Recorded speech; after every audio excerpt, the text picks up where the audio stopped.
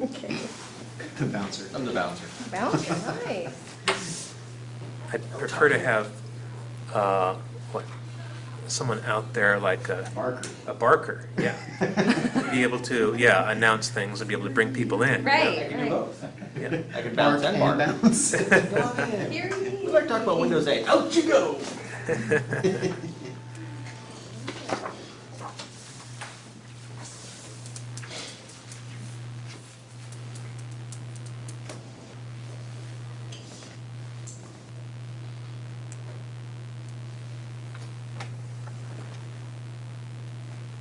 Music. There. We went on the official railroad lodge. Oh, yes. We have lunch. Okay, shall we begin? We'll move this stuff over here.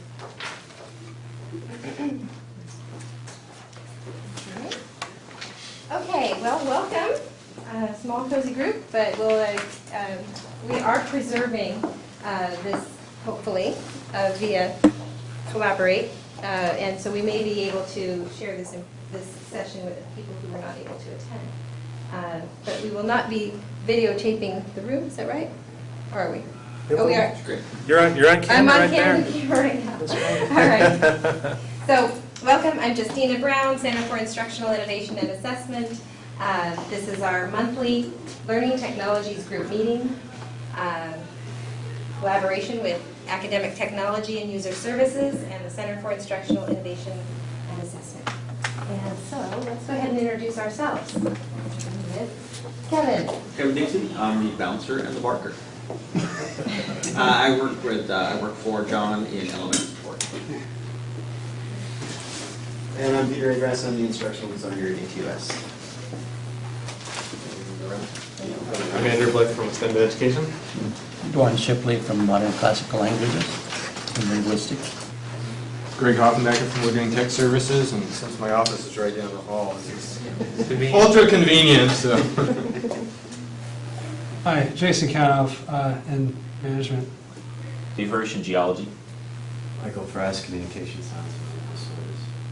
John Farquhar, ATUS. Okay. So today we're talking about the bring your own device method for student response in classes versus clickers. And so here to give us a little overview is John Farquhar. You want to talk about the agenda and how you want to switch things up already? That's right, thank you. Yeah. So I apologize, I have to leave a little early in order to be able to go home. Mechanic's going to be picking me up to return me to my car before they close.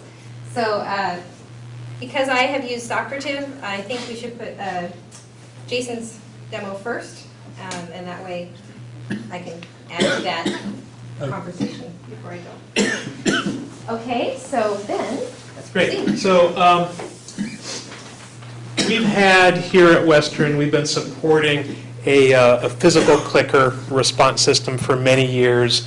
The version of this looks like this one here on the screen right now that we're supporting from Turning Technologies.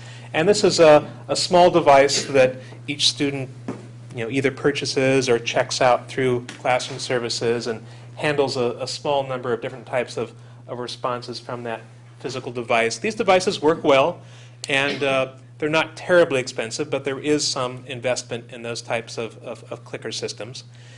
But it really seems reasonable for us to think today that we see people carrying around smartphones. It's almost ubiquitous, and laptop ownership is approaching 100%. And we have done some studies recently that show that both of these numbers in terms of smartphone ownership and laptop ownership among our students is 95%. And it's quite likely that the physical clicker system is something that's going to be passé soon. That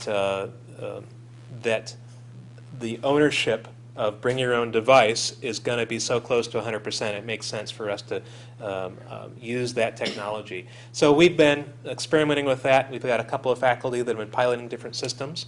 And this particular marketplace is really crowded. There's a lot of different systems out there right now. And so we decided to take a look at a couple of these to see if, one, our infrastructure here on this campus can support the Wi-Fi connections that these devices make, and two, if students have these devices and find this type of interaction convenient for the faculty. So I really want to turn it over to demos, and so we're going to start with Jason. And so I hope you can go ahead and come up here and talk about what your experience has been this quarter in experimenting with Socrative. Sure. Are you going to be logging in and showing us something from the browser? Yeah. Okay, great. So one of the Socrative, it's actually, I call it Socrative, but on their website they call it Socrative, and I don't know, but I've heard both. But as an instructor, one of the things that's kind of interesting about Socrative is, first of all, it's free. They say that it won't always be free, but there will always be a free version. So I guess they're working on rolling out some higher end paid for services, but they'll always have something that's free. So as an instructor, you create an account with your email address, and you go to t.socrative.com, but that links you to this site, and then you create a password, and that's pretty much it. You have an account now. I just used it, so let me end that activity and clear the room. I kind of left class really quickly. So the first thing that's kind of interesting about Socrative is that you don't need an account as a student. So you could tomorrow use it in your class, like if you wanted to, which is actually really nice. Now it has a couple of limits that are important. So first of all, Socrative can only handle 50 users for any one classroom per session. So if you have a class that's bigger than that, you can only get 50 at a time. And that's a big limitation if you're using it in a big class, obviously. But the way it works is, so when you create your account as an instructor, this is your interface screen. And it automatically assigns you a room number, which you can change if you want to. For example, if you don't want it to be the same every week. If it was the same every week, students could log in from anywhere. So they wouldn't actually have to be in class. So you could, if you wanted to make sure they were physically there, you could change the room number for that day so that they would know they'd have to be there to get onto the system. And it allows you to do a few basic things. It allows you to do, I'm not going to really say much about this space race because I think it's more useful in like an elementary or grade school setting. It's just kind of a competition type response system where you could see little spaceships flying across the screen. And I haven't used that. But you can do preset quizzes that are gradable, that include multiple choice and short answer questions, or you can do sort of impromptu or planned surveys of the class. And I've used both. I've done it both ways, and I'll let you see how to do it.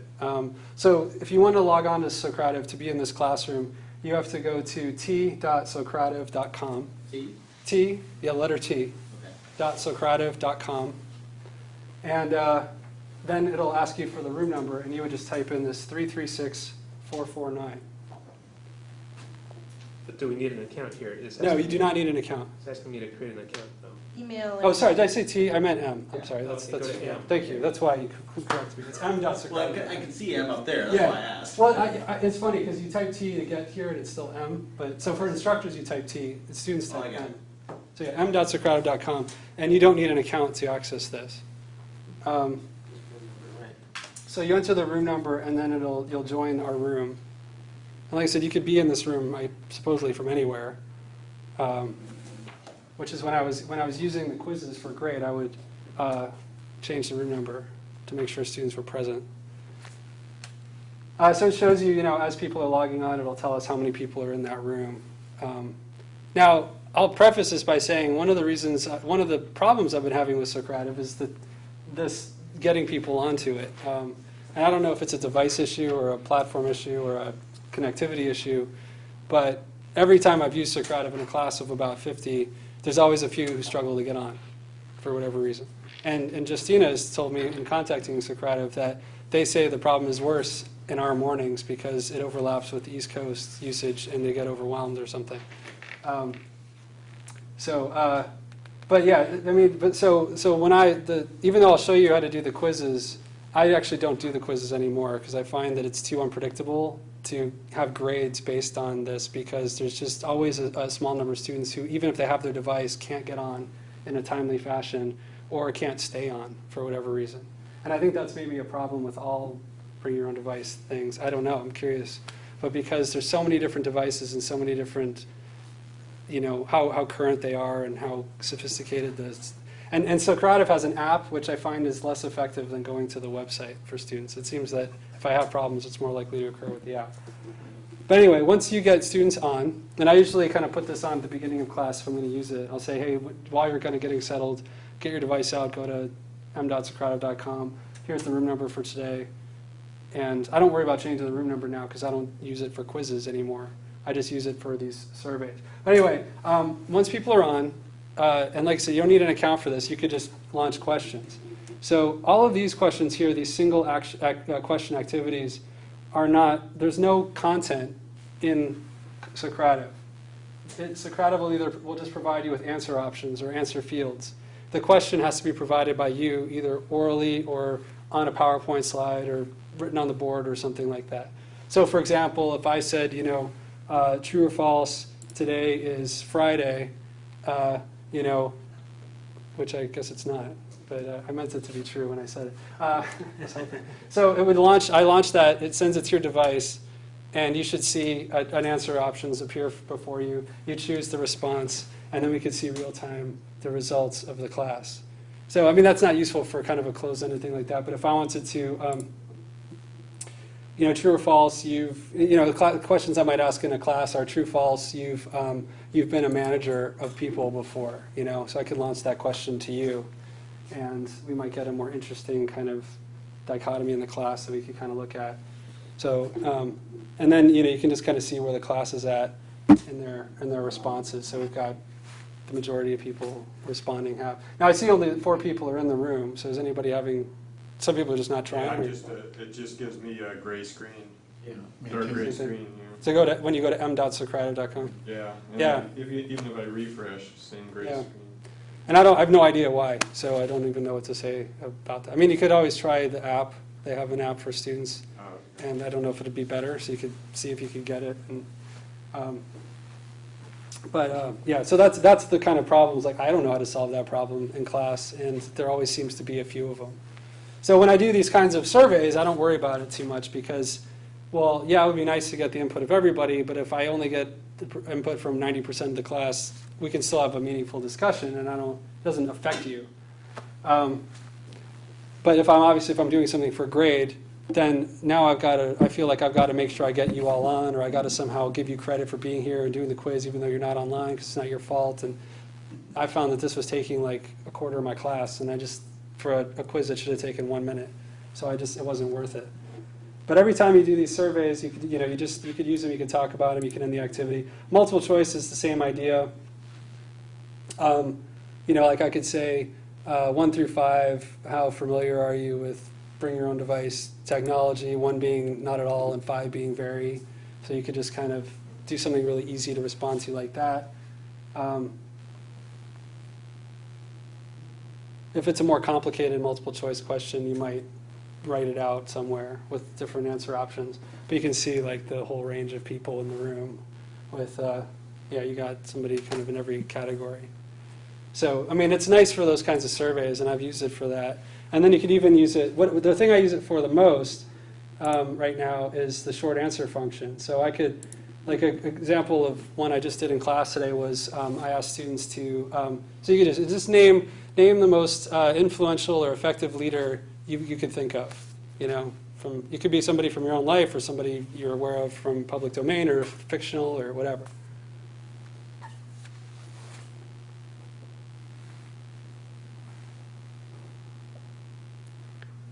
And this is all of these are anonymous, so I can get the real-time answers up here that are not linked to anybody, so nobody has to be embarrassed about who they submit. They could be honest. And sometimes you get students to be kind of goofy. We got Mickey Mouse.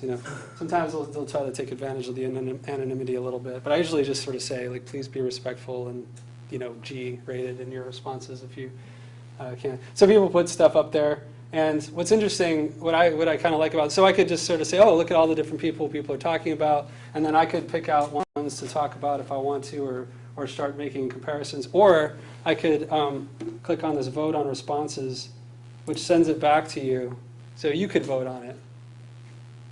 So you could say, which of those 4 do you want to talk about? You know, and you could all vote as a class, and we could see if we have any kind of consensus. So even if you didn't respond, you could still vote. And so 4 people are voting for Steve Jobs, so let's talk about him, right? So, so that's kind of cool. I mean, you could really use it to stimulate a discussion in that respect. So you can kind of see what people are thinking, and then kind of use it to kind of coalesce around certain discussion topics. Now, if I wanted to, just so you could see like what a quiz looks like, I created like a 2-question quiz, just to. So I'm gonna. This would be, and when you launch a quiz, you can do it either student-paced or teacher-paced. And student-paced means that every time students complete a question, they just move right on to the next one. It'll tell them the right answer, and then they move right on. Teacher-paced means I have to move them from question to question. And I've actually found that the teacher-paced one is maybe a little bit better for me, because I can kind of control the tempo and keep people from like kind of finishing and showing, but I don't know, there's pros and cons of both. And it does show you the answer right away, so cheating is possible. I mean, if people are looking at each other's devices, it shows you the correct answer on multiple choice. And I don't know if you can turn that off. Oh, I guess you can. You can disable immediately. Yeah, disable that. So I haven't done that, but because I only used this like twice, and then I abandoned it because it wasn't working very well. But anyway, so if I wanted to do when I launch a quiz, because this is for a grade, the first question will always be for you to enter your name, and that's how I'll get the record of who you are. But this will not display, well, it sort of displays the results if I wanted to, which I wouldn't want it to. But all the other, you can get a private report from this. So if I launch the quiz, let's say it's a student-paced quiz, you'll get the questions one at a time, but you'll be able to proceed through it at your own speed. So, and if I wanted live results, it'll tell me like how far along each person is doing and whether they got something correct, which is why I don't do that, because I don't want people to see if people are getting stuff correct. I don't think that's appropriate.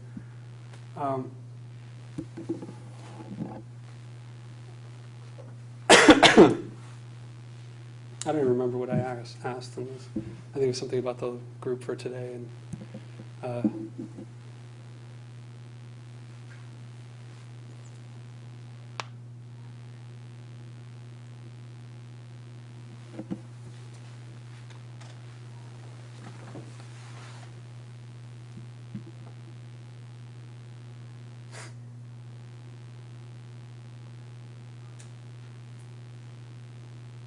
So at the end, the last thing, it said, let another student take the quiz.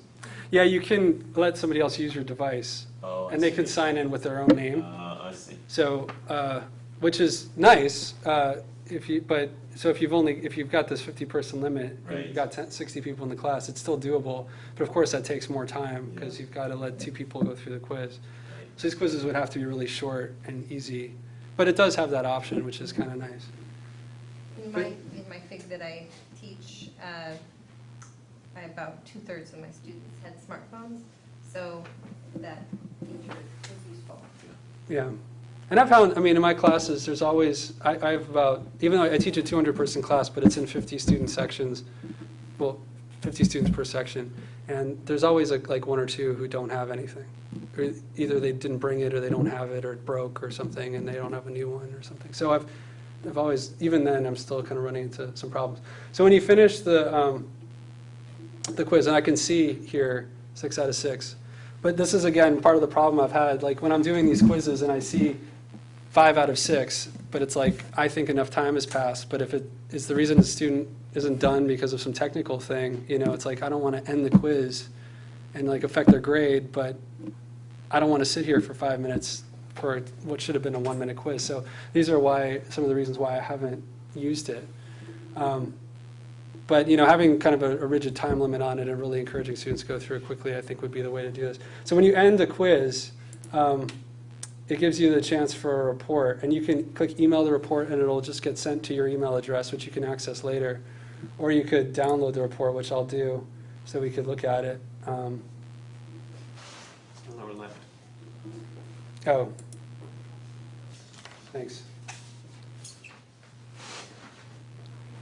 So the report basically looks like this, and now we're seeing like people I mean, obviously you wouldn't show this to class because people it's their names and their answers, but you could see green is correct and red is incorrect, and then, just kind of bring your own dopamine, silly people. And you get like the short answer questions don't get scored automatically. The multiple choice answers do. There may be a way to specify these to score them automatically. I'm not sure. And then the other problem with this is then importing this into Blackboard if you're using gradebooks like that. I mean, maybe you can do it, but I didn't get to that point because it wasn't worth it since I stopped using the quizzes. Because you don't have any standard in terms of how they enter their name in, you'll Yeah. probably always have some conflicts, and if you've got a large class, that'll be an issue. Yeah. Yeah, and I mean, it says to just do last name, first name, but for whatever reason, students don't do that all the Yeah. time. And they'll just put their first name, or they'll put their first name and then their last name, or there'll be typos, So, yeah, I mean, it's not structured enough to probably be easily importable. So for me, doing a lot of students, I'd have to go in and then manually input these grades, which is still in some ways, which is what I would have to do if I had a paper and pencil test anyway. So it's actually probably a little easier because it's all in one document. But it doesn't save me quite the time that I would want by having a system that might allow me to have a Blackboard compatible input or something, which I know some of them do, or try to at least. So that's what the report looks like. And obviously the more questions you have, the more complex it would be. But I wouldn't recommend using this for very complex things. So that's basically what it looks like. It's pretty, because we're using your own device, one of the things I like about that, like one of the reasons I didn't want to go with Turning Technologies is because that device is not good for long texts.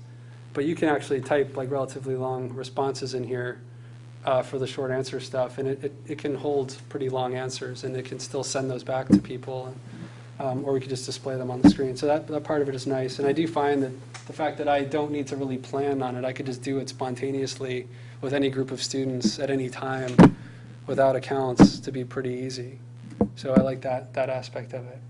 They also have this thing called the exit ticket, which basically launches a couple of preset questions about like, how did class go for you today, and did you understand everything, and some standardized questions about that you would give to students at the end of a session for feedback purposes for you, which I haven't used, but I looked at it once just to kind of see what it was, and that's what that is. So I think I've actually used the quiz, but not for grade. So the quiz feature ungraded, and just to kind of see how they're doing. well, just so I could prepare my questions in advance. So I had maybe a dozen questions that I wanted to ask them preceding a discussion on mental illness. So very sensitive subject matter, but what's your experience in your family with your own proximity to this? And then also in another discussion, we had prevention and wellness come talk about drugs and alcohol. So prior to that, I had questions about drugs and alcohol, another thing you wouldn't want to reveal personally. So getting that kind of information from the class was really useful, and we drew upon that in the discussion then. So, but I did teacher You looked at paced. the report privately, like on your screen in class? I didn't show the report But at all. you looked at it. Yeah, right. But really, it was just for the discussion. Right. And to get a pulse and contribute to that. And it really was useful. Yeah. And it connects the class in an interesting way, too. Yeah, I mean, I could easily just say, like, tell me about the leaders or whatever, but I think actually putting it up on the board or whatever kind of question I'm asking gives the students a chance to see, like, when we're actually talking about it, the full range of things people are drawing on when they're discussing something in more depth, and kind of how other people might have approached the problem depending on what the question is. So it's a really quick way to see into the minds of everybody. I think you got to be kind of mindful about how you word your questions so that people, for the quick survey thing to have an impact in a class of 50 students, it's got to be brief. The responses have to be brief. So how do you direct them to provide just enough information that's enough to see, but not so much that it's overwhelming and not too little that I can't decipher what you've written. Yeah, so I find it useful in that respect. I usually go into class with the plan to use it. I haven't ever totally just spontaneously, hey, you know what, get out Socrative, let's just do it. I usually have an idea that I'm going to use it to ask a short answer question or something for the day. But they're just questions that I'll put on a Blackboard slide or just say out loud to the class and then just launch the question. You both sound like you've had issues with students not coming with a device, even though, I mean, have you informed them it's something that you'll be using? Yeah. And have they indicated that they don't own a device to use? I've had like one or two in each class, and I've told them that they can rent a device and that they need to for this class, and that's what I told them initially. And then one day, he's like, I forgot to rent it today, or, you know, and I mean, at that point, I would say, okay, well, you knew this was an Check out a expectation. laptop, or Yeah. a laptop could use a phone. Yeah, yeah, and so I would, at some point, if I was going to keep using it, and if all I was running into was the lack of device, I think I would just say, I'm sorry, you're going to have to take a 0 on this because you knew that you were supposed to do this. But it was also the connectivity issues I was having for people who did have devices that made me want to stop using it for a grade. Which was disappointing because I was really hoping to use it as an accountability tool. Like, I'm using this as part of a hybridized class where there's a fair amount of online content that students have to do during the week before coming to class, including like watching video lectures and doing readings and things like that. So as a way to kind of keep them honest about that, I'd ask them a random set of questions about that they should be able to get correct pretty easily if they did it. And so I just wanted to use it as an accountability tool and a participation tool to know who was there for the day, you know, so I didn't have to take attendance somehow. So it would have served those purposes, but it just wasn't reliable enough to do it. So Say the reliability is 90%, 80%? I'd say 90%, 90%. 90s. Yeah, which for actual accountability, you need to be pretty darn close to 100%. Yeah, I mean, Without it's- getting any complaints. Yeah, I mean, a student who's there who doesn't get credit, you know. I mean, I could get students to come up to me after class if you think your device didn't work and tell me if you were here or not, just to confirm. But then it's like, is it really work? Then now I have a hard copy of a few names, and then what do I do about the quiz questions that they missed, and how do I handle that? And you know, I don't know that it's always the same people having the same problems. I didn't do it enough to see that, so I can't say that certain devices or certain generations of operating systems or whatever are problems.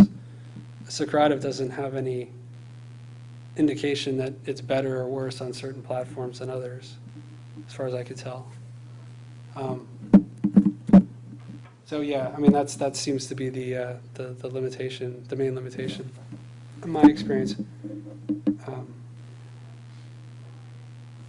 Okay. Do you want to, any questions for Casey? Do you feel that there'd be like kind of a sweet spot in terms of the number of students that this would be effective for in terms of your class size?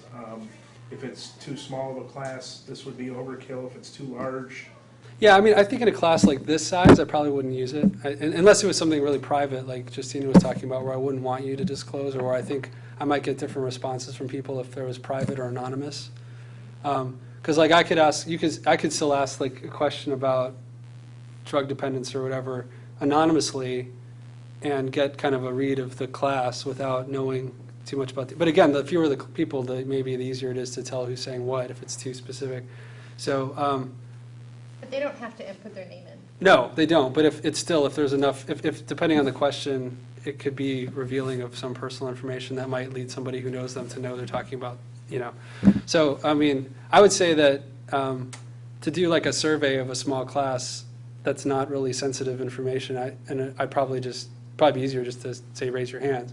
But once you get to, I'm in a 50-student class where I'm using it, and I think in that sense, definitely many more voices get heard in that context just by seeing what people are saying than would be if I just ask for a show of hands and people are just kind of, it's all, I don't know though I could see it being useful even in a 20 to 30 person class. I was just going to say, in 25-person seminar, I have a lot of people that will not talk.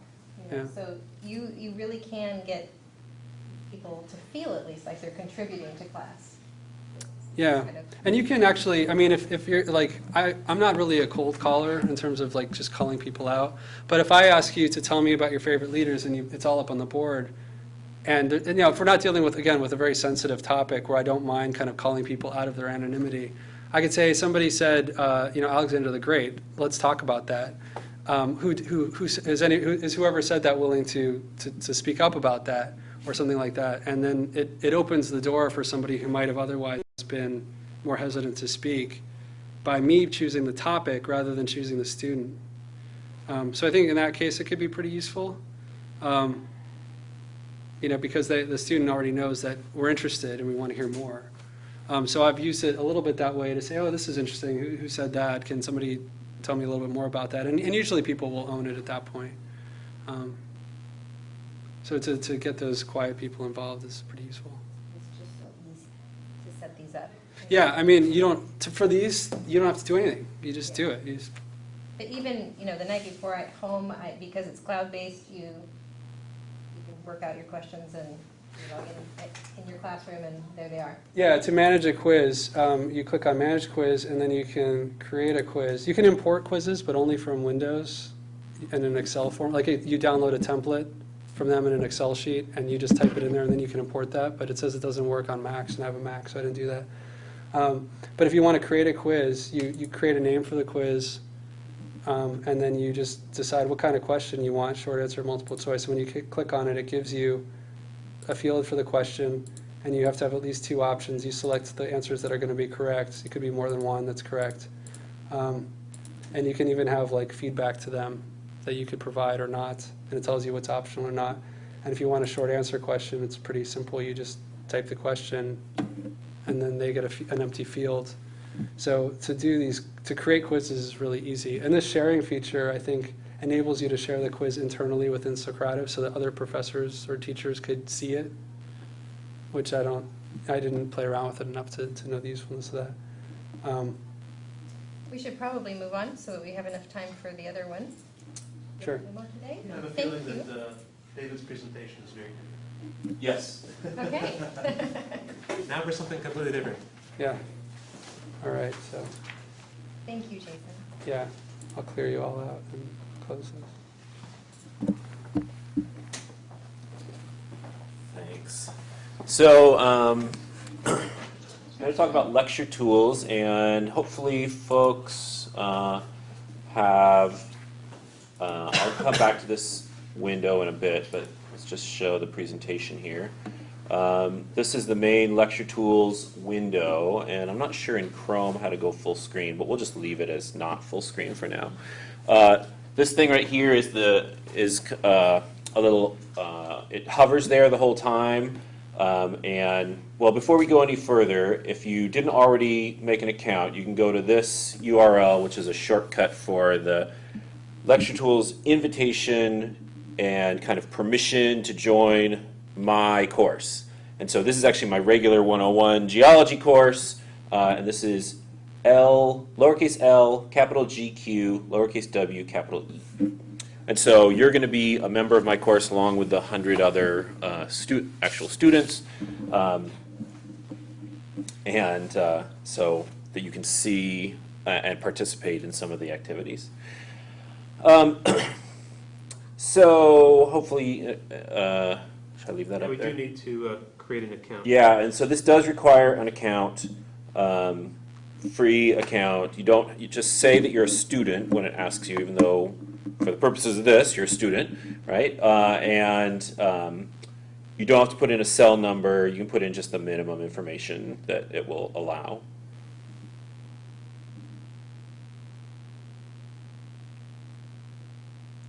So if I did set up an account, do I still go there? No, you should. You can just go to lecturetools.com and sign in if you already have an account, and then it should put you into a screen where you can choose the lecture date, and if you choose the lecture that corresponds to today's date, then we'll be all set. Because my regular class is Monday, Wednesday, Friday.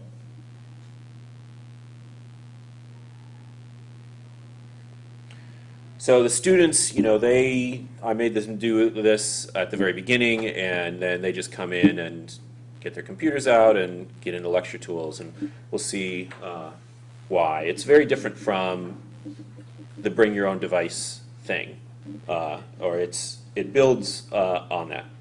So I guess we'll move on. So what is lecture tools? That's kind of leads into that quite nicely. It's, first of all, was sponsored by NSF and spun off into a business venture. It's mainly a tool for presenting lectures in the cloud. So it's not mainly a response system. It's mainly a lecturing system designed for students and faculty to get more out of a big lecturing environment.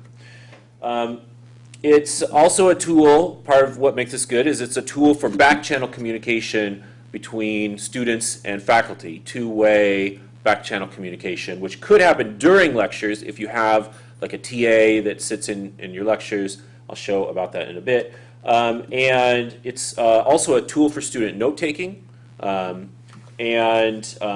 it's a tool for classroom response. You can do surveys or quizzes. So how it works, you make your lectures in some tool, PowerPoint or Keynote or some other thing, Word, it doesn't really matter. And it will import PowerPoints natively, although I don't actually like how it imports PowerPoints, but I use Keynote anyway, which is like a PowerPoint for Mac. If you export to PDF, it can slurp up PDFs, and then you can customize it and have everything look just the way you want. And so that's what I did with this is in lecture tools. This is how, other than the full screen thing, this is how I lecture in my 101 class this quarter. And so I exported this to PDF. It does not show on the screen. Huh. That's funny. Laser. It absorbs lasers apparently. And then you export it to you export it to PDF, and then you import that. You upload it into Lecture Tools Cloud, which I did this afternoon. And then students like you, if anybody's on here on their smartphone or on tablet or on a laptop, and most of my students bring laptops, they can access these slides in real time as I'm lecturing. And this thing means that I can set certain slides to be hidden. If I want to ask a question and then have a reveal, then I can do that, because students actually can navigate through all the slides independently of my navigation. So if there's a student who's trying to grasp something about a slide or making notes about a slide, and I've gone on, they can finish that up. Or if they want to go back because something became clearer, they can go back to a slide and make notes about it. So their navigation through the slides is independent of my navigation through the slides. They have to actually manually go to the next slide on their system when I do, if they want, if they're interested in keeping up. Students find benefits because they can take personal notes that are saved in the cloud and that are tied to each individual slide, and that can include graphics. So I can draw on slides. Let's see. I hardly ever use this, but I can draw on slides. How did that work? There we go. With colors and make annotations, and those are saved in the cloud with the slides. So if students log on later and they're studying, then they can see the annotations that I made. And I can erase those as well. And they can, I think, have their own graphics, but I don't think any of them really do. The back channel aspect is that they can ask questions, and if anybody's seeing the student side, there's a place where you can ask a question, and that question then is posted to me, or I can have other instructors, like if I had a TA, I could have a TA sitting off to the side answering student questions as I'm lecturing for a back channel communication to clear up questions. And then the questions and answers get posted anonymously to the whole class. I can see who asked them, but the other students can't see who asked the question. They just see there was a question and here's Dave's answer. You can't see other people's questions. They can. Yeah, they just can't see the names of those other people who asked them. So they can see the question and answer, but it's anonymous to the student, identified to me. And during the lecture? During the lecture, yeah. I haven't done that because I don't have a TA who's coming in and sitting in lecture with me. But I have gotten a number of questions, and I answer them after the lecture and then post it, and so the students get those. Should I be seeing these slides now? Or? You should, if you've logged into the lecture, then you should be seeing I have the whole a different thing. lecture, I think. You must not be in today's. This is the first lecture of my course. That's what I thought, So, okay. somewhere in there, It just went see. straight to it, so It I went don't know. straight to it. Let's see. I mean, it's okay, I would, Well, I don't really see this interface very much. are there people on the right place? No, I get a different screen that says course access is by invite only. Yeah, I get that one. Huh. You should be able, so you've made an account, you should be able to go to Lecture Tools and log in. I did create an account. Uh-huh. But when I get, so I did enter my first course. Into your first Enter your course. first course is what I get, and then it says I need to have an invite. Courses, you're not in a course. So if you go back and click on that link,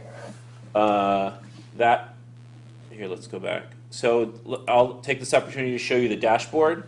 This I can see during lecture if I want, obviously. I can see which students have asked questions, and I can see this thing. Students can flag individual slides as being confusing, and so this bar will change for each slide that I'm on. And I can navigate back and forth through the slides. So if you go to this link again, the second time you log in, it should put you in there. And let's just, let's see, I'm already logged in. If I log in through Firefox,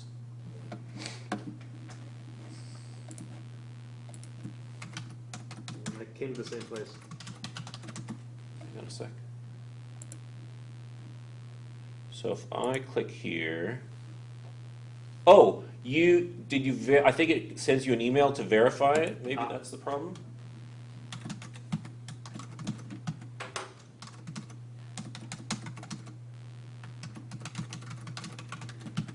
Don't have one yet.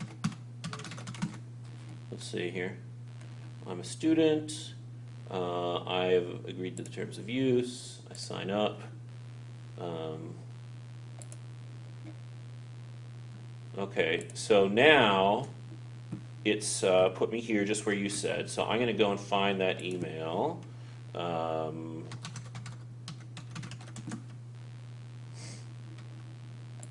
just got in to your lecture, Okay. so you know.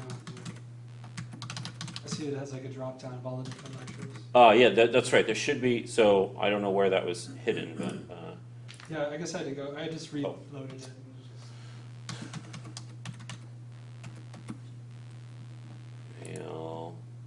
Sorry, I guess I could do this on my phone, but I still haven't gotten an email. Yeah, that's what I'm waiting for as well.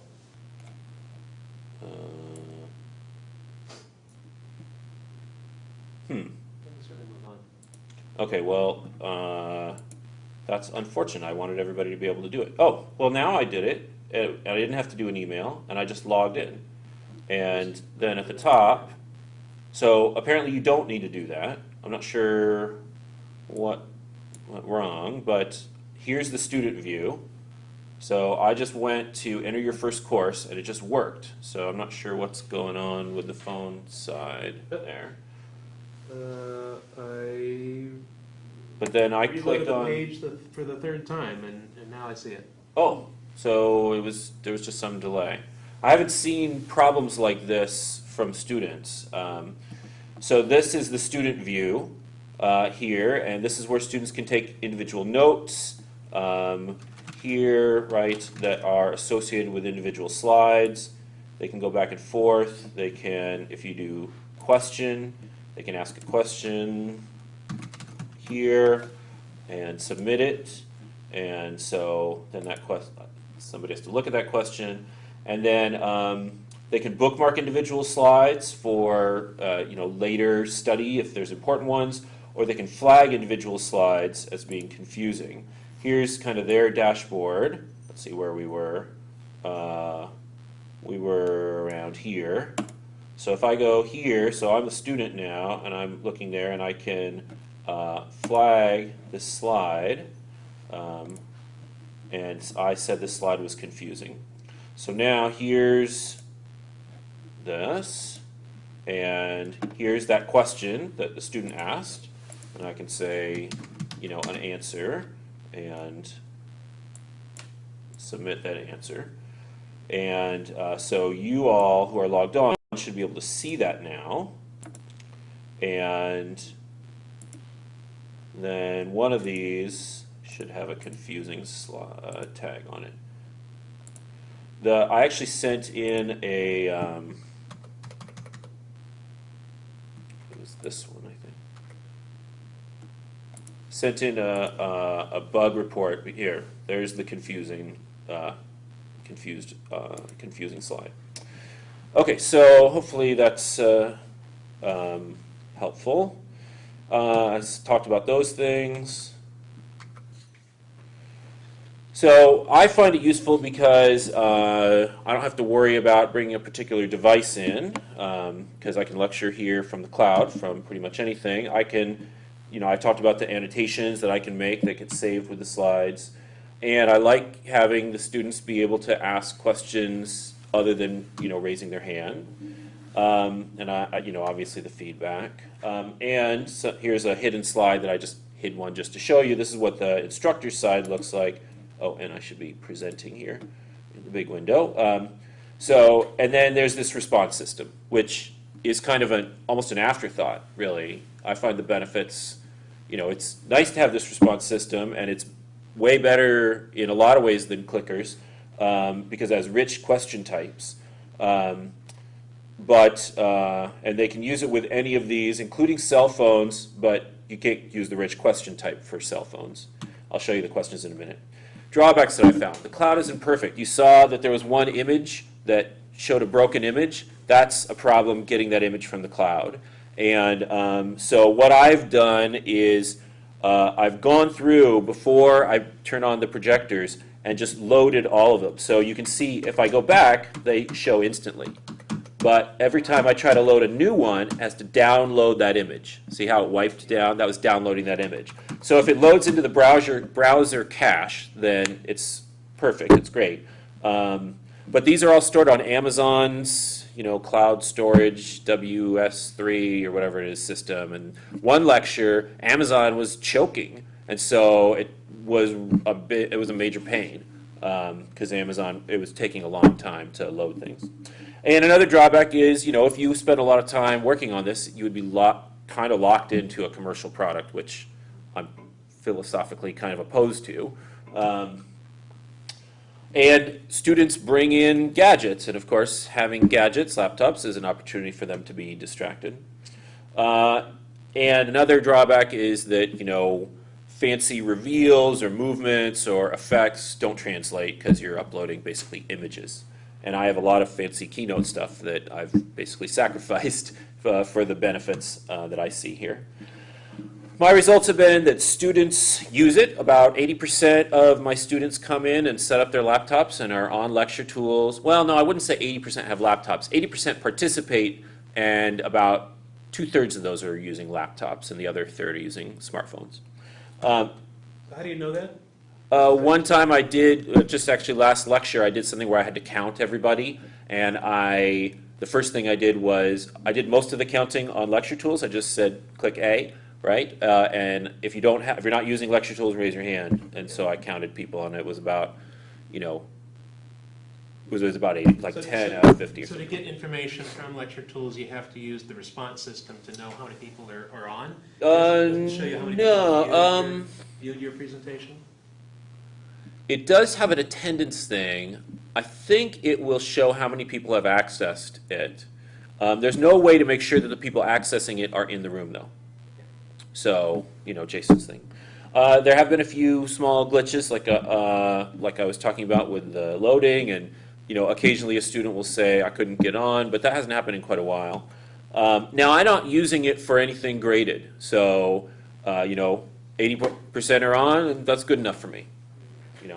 I haven't seen as many folks marking things as confusing as I would hoped, which I don't think is a reflection on my prowess as a teacher. I think that students just don't do it very much. They don't think of it. Some do, but not very many. Many people do follow along and use the note-taking in particular. I put out an email question basically to my class today saying, how do you like lecture tools? And the results are uniformly positive, and those people who have made any content in their comment other than I like it have said particularly the note-taking function is really what they like about it. And clickers and all these gadgets have morale benefits. I think that's one of the main benefits, and this has the same thing. Let's do some questions. I'll just put in all the different question types here. So these have to be pre-made, and you have to make them within the lecture tools environment. So here's one. Here's just a multiple choice thing, and I just made stuff up. So things to note is if they're on cell phones, they can send a text to this phone number, and this number identifies this particular question of this particular class. And so they put in, send a text to that number with this code and a space and then their letter response. So cell phone users can use this as well. Laptop and smartphone users can see that there's an image, so they can have images that go with this. I don't think that the image thing is particularly well done, but they do have it. So you can have an image there. And so far nobody's, it takes a little while to update, but if folks, here I'm going to go over here, and so you saw that this student wasn't on the current slide and I had an activity going, so it popped up a little window that said, click for slide updates, right? And it sent them right here. So I'm going to put student note-taking and submit. And then it says my answer is submitted. So let's go here and go to, where's this one? So 2 people have responded apparently, and I can turn off polling. I can show the correct answer if there is a correct answer. I can show or hide the results along with this. So I have a lot of flexibility. And I can say finish, and then it will close polling and show all the correct answers and show the results. And I can go to the next one. Here's a follow-up. It can automatically put in a follow-up. Explain why you chose that. But this is just basically a short answer question with a fixed question text.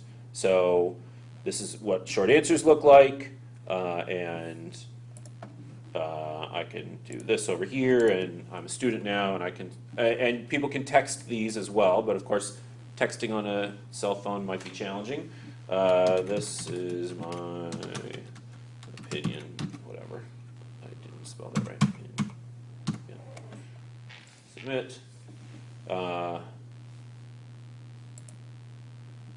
So I can show that the results here. There we go, because David said so. Here is a type that would only work on sophisticated devices. So put these in order. Put these things in order from smallest to largest. And so I can go here and I can say what I think the order is. So I can just drag these around. And I know the answer here, but I'll just put them in DCBA and submit that. And so here's the results, which, because it's complicated, it can't really show what everybody said.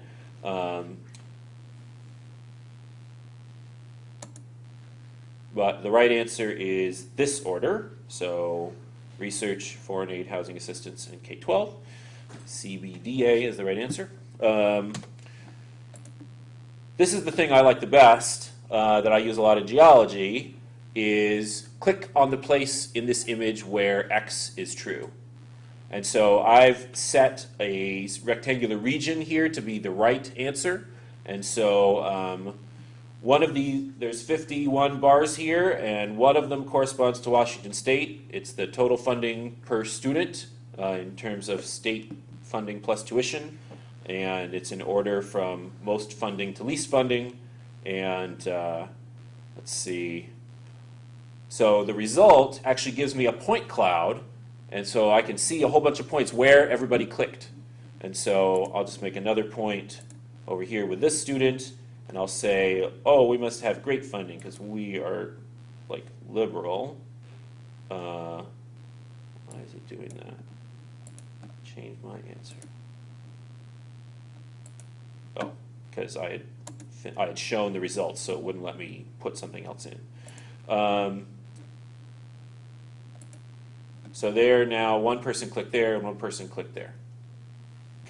And and then I could show the right answer is, it's kind of made a box right here. That's the right answer, is we have the least funding of all 50 states for education.